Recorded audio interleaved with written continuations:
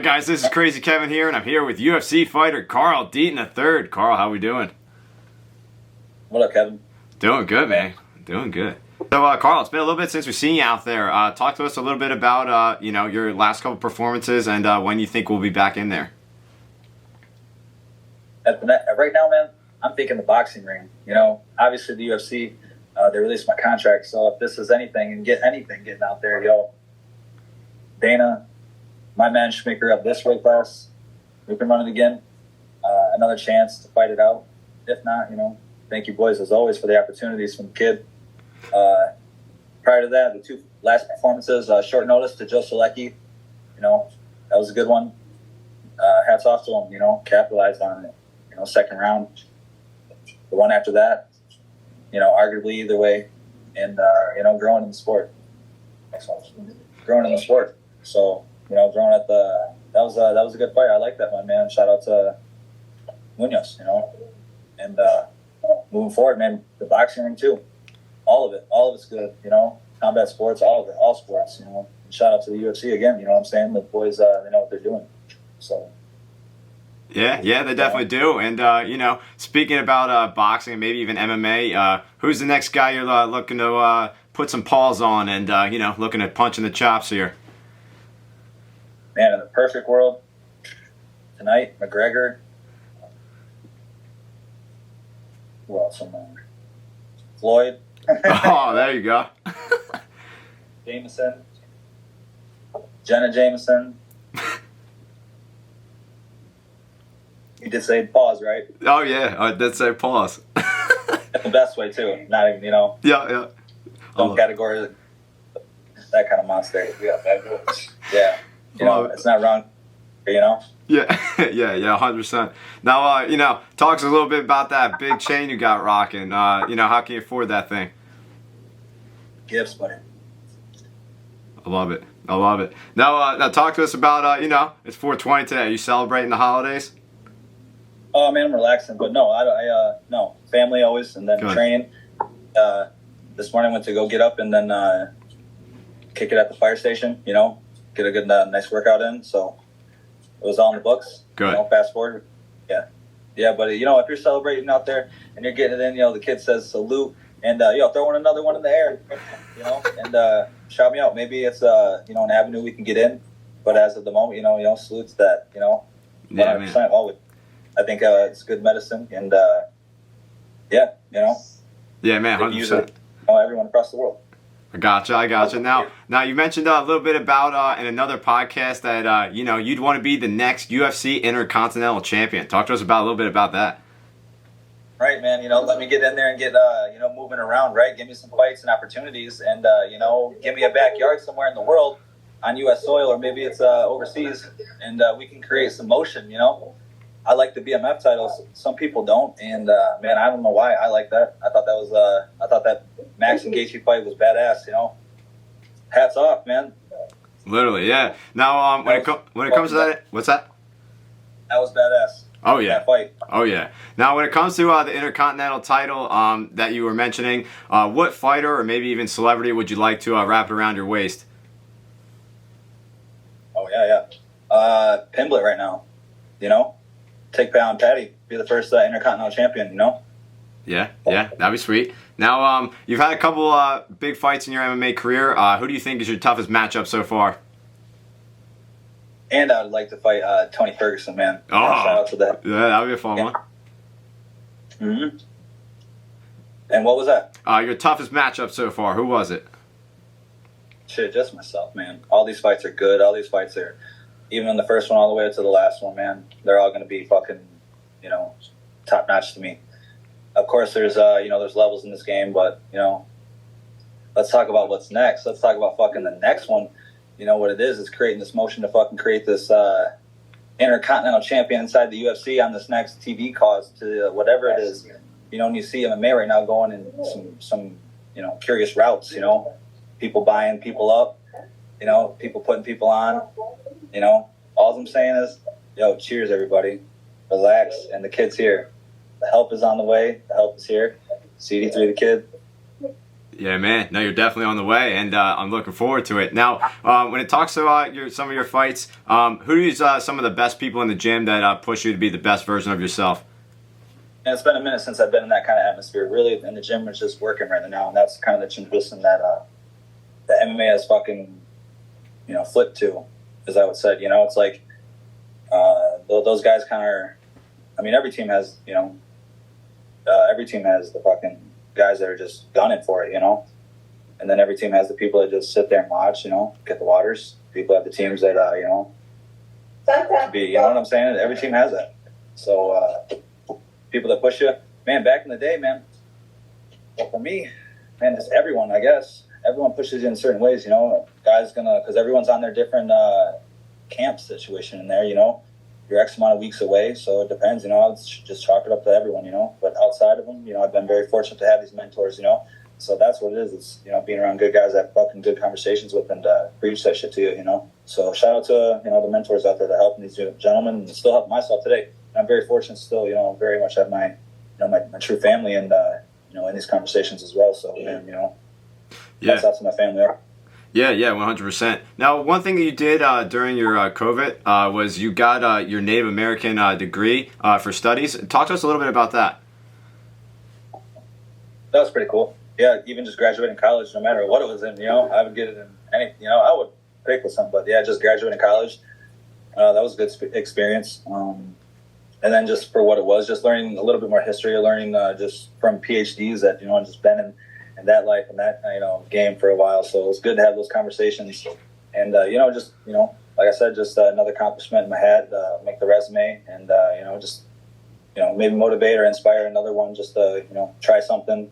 Really just trying something. If you like it, you like it. If you don't, you know. So, I would never tell someone to do anything bad. It's more like just taking another multivitamin, really. It's school in a sense, Well, it's good school. I guess it's not the hard knock school, but it's college, So I guess you can only get better from it. Yeah. Now, another thing that you mentioned outside of your fighting career is you like to go to old folks' homes and you like to go to count out the bingo cards. Talk to us a little bit about that. Man, I was offered to go call bingo for the old folks, and done it a couple of times, and they like their prizes. It gets it gets pretty good in there. Now, what's maybe the best prize you might have handed out?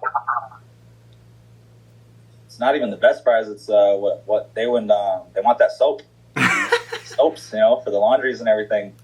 Yeah, no, that's funny. And another, what's that? They were on it when they won. Like, I want the soap. I want the soaps. Cool, I get it. No, that's hilarious. And another thing you like to do outside the cage is fishing. Talk to us a little bit about that. Fishing and hunting, big sports, man. Grew up just learning from my father.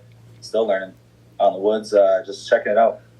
Yeah, Fishing's pretty. You guys ever do some fishing over there? I've never fished before. I'm from Philly. I've never personally fished, but I know all my friends have. I'm just like the odd guy out with it. So, what's maybe some advice for someone that's brand new to it?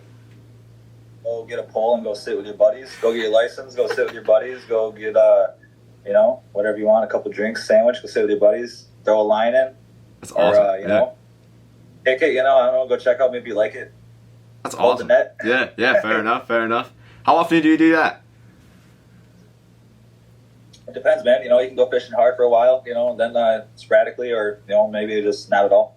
Nice. Depending on how it is, depending on what's going on in the career, I like to be dedicated to that. But, it's always fun to get out there with family. It's always fun to get out there by yourself. It's always fun just to, Yeah. Go get in the woods, go get in the water. Yeah, man. Yeah, go check it out, man. Go get you a pole, bro. Go get you a net. Go get you a tackle box. Yeah. I guess I need to. Send me a message, man. Me and my father have a store. It's a small sporting goods store. I'll send you a gift basket. I'll send you your own little tackle box, your first one. It's not going to be your end-all, be-all, right? But it'll be your first start, dude. You can take it right to the lake, man. I guarantee you can have, a couple sinkers, flies. It'll only help, Oh, man, that's awesome. This is my grandfather's house. Bobber fishing over there. That's awesome. Yeah, my grandfather, this is actually his basement right here, so he's upstairs. So when I go upstairs and tell him oh yeah, my buddy Carl, he's going to be hooking me up with all this stuff because he used to be big into fishing. He's going to be blown away that I'm going to be trying it out. So I really appreciate it, man. That's really, really awesome. You're the man. Yeah, good deal. Yeah. No, I like I said, I definitely appreciate it, and that would definitely give me that boost to try it. Thank you. You're You're the man. Now, Carl, like you said, you mentioned a little bit about boxing and all of that stuff. What excites you about boxing compared to MMA? Well, it's a different sport. It's its own sport, but it's combat. It's nice. It's a good skill. It excites me because that skill at the highest level, as anything, when I get into the sport of MMA, man, I only wanted to be a champion. I wanted to be a UFC gold champion, PFL champion, whatever it was going to be, but to be a champion. And then I was a champion, in various organizations. So that's what excites me and still does. And that's why I have respect to the game, because that's what it is, and then to make the money, At the end of the day, the money's good too. Yeah, it definitely is. Now, with boxing and MMA, which one do you think is safer to compete in? Neither. It's neither, man. It's not even a question like that. I wouldn't even. What's safer? Just not even the jump roping, man. You might as well just go shut corn with the women. Yeah, it definitely sounds a little bit easier than fighting. Now, when it comes to people that are brand new to fighting, what advice would you give to them? It might not be easier, but you said safer. What's safer? Yeah, let's go shut corn. You know what I'm saying? That sounds safer to me. Yeah, that's true. I wouldn't even know what to say to someone that asks what's safer. Shucking corn with the women, man. Yeah, I guess that's true. Now, now, Carl, I mentioned I'm a Taekwondo instructor. I've been teaching for 6 years, and I've been training for 20 years, and I just love what I do. With all the different guys that I have in my gym, what advice would you give to them to keep training every single day and to keep on getting better and better?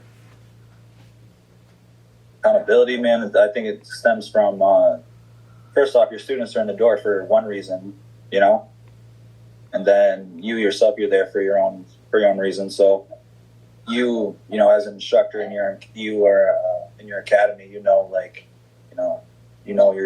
get to know your students, training with them just like your training partners and your coaches every day, yearly, right? Yeah. So what would I say? It was, man, I don't know. I don't train with you. You know what I'm saying? I don't know how you run class. I couldn't imagine, but I would only inspire people to, do extra if you want to win outside, if you're competing in competitions and you want to win, right? So extra drilling, extra whatever it is that you say as your instructor, whatever you recommend, plus more, right? And it depends on the situation right there. So it's just Taekwondo. It's a little bit of a mix of everything. With Premier Martial Arts, we do like a mix of like kickboxing, Taekwondo, and a little bit of like self-defense. So it's like a mix of everything, I guess, in a sense. Beautiful, man. And you can already tell, like, when I answer these questions, I'm just very, like, I would be realistic if I was ever to recommend, because there's two ways to go about it, like when you're learning techniques, because 100%. I would like to learn, let's do another dirty spin, man, and put that in the toolbox, Yeah. Depending on your system and how you run things, man, I would say do that, plus a little more to someone to be motivated. And then to go maybe compete. Some people got to compete to be motivated. Some people got to, whatever it is in Taekwondo, and then it takes off from there. Whatever. I mean, you're still doing it right now, so what motivates you? Maybe it's a movie. Maybe they just watch, a movie, and they're just like, it is what it is, Yeah. Yeah, no, speaking of what motivates me, when I first started coming to this gym, I've been teaching at 5 years at another place, and then I moved to this gym because I felt it was a little bit more high level and it would take me up to another level. So when I first got there, my first adult student, he's a real big guy, and first thing he came up to me was like, how do you plan to elevate my game, and how do you plan to make this school better? And I just always think about that every single class, like when I'm driving home, like how did I make that class better? How did I make this student better? So that's always kind of my motivation, I guess, since you just asked me that. Structure, man. You're the coach, so structure. So like, your warm ups are incorporated. Maybe it's just the basic 50 of something. Basic 20 of 10 things. Taekwondo, I imagine it's a lot of jump step and jump skips and fucking high knees, duck walks and stuff like that. But whatever else is, as opposed to like a jiu-jitsu warm up. Like you're gonna have a real warm and a wrestling warm up. Like a real rooms have real warm ups just to get to that's probably like 15 minutes. Yeah, it definitely is. Yeah, man. Yeah, 100%. No, this is definitely some good advice, and I appreciate it. I really, really respect it. And speaking of that, Carl, what's up? but I feel like that's not always for everyone, right? Like there's some classes that are like that, and then there's other like hours where, it's just the beginners, the fundamentals. Yeah. Have fun, learn the drills, learn the whatever you need to learn. Tying your belt to be on the mat correctly. Yeah, that definitely takes a while, especially with the kids, man. Oh my gosh, that gets ridiculous. So, anyways, speaking of that, last message to the fans that are going to be watching this video. May all the gods bless America. Thank you for tuning in to myself and Kevin, and shout out to shout out to the journey. Everyone's associated with me, the supporters, my family, my team. Anybody looking to get on to the kid, I'm trying to, always stay nice with the nice stuff, with the best. And, I appreciate it. Appreciate everyone. Appreciate everyone, even if, what it is. So thanks, Kevin. Thanks, team. Across the board, it's achievement of which. That means big thank you, and enjoy your holiday if you're celebrating the holiday out there, everyone. It is what it is. And cheers. Toast to everyone.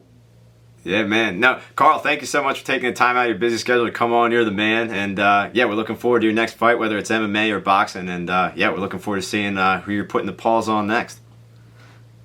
About it, Kevin. All right, man. Thanks again for coming on. And, enjoy the rest of your day.